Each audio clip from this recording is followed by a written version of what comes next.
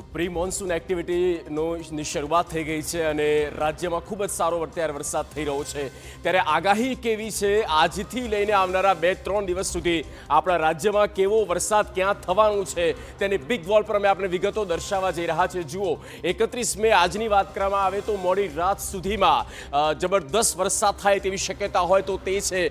દક્ષિણથી લઈને મધ્યથી લઈને પૂર્વ ગુજરાતનો પટ્ટો,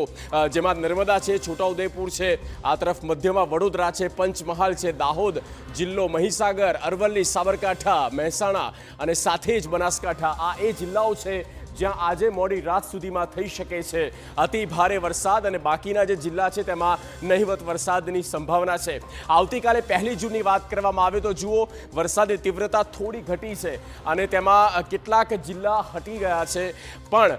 1 તારીખે છોટાઉદેપુર, દાહોદ, મહીસાગર, અરવલ્લી અને સાબરકાંઠા 1, 2, 3, 4, 5 આ 5 જિલ્લા છે જ્યાં અતિ ભારે વરસાદ આવતીકાલે પણ થવાની પૂરેપૂરી શક્યતા છે। બની શકે અતિ ભારે ન પણ થાય, પણ મધ્યમ કે હળવો વરસાદ થાય પણ અમિત છાંટણા ચોક્કસ જોવા મળશે।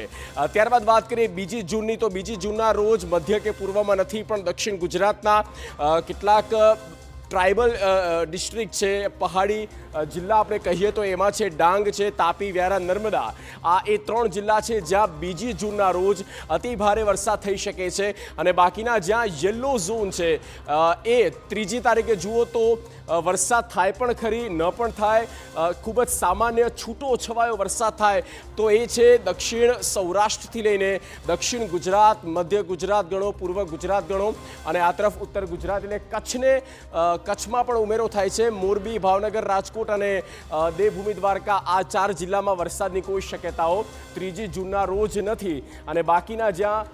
યલો ઝોન છે એ જે તમામ જે જિલ્લાઓ છે ત્યાં સામાન્ય વરસાદ થઈ શકે છે। આગામી 6 દિવસ સુધી ગુજરાત અને દેશ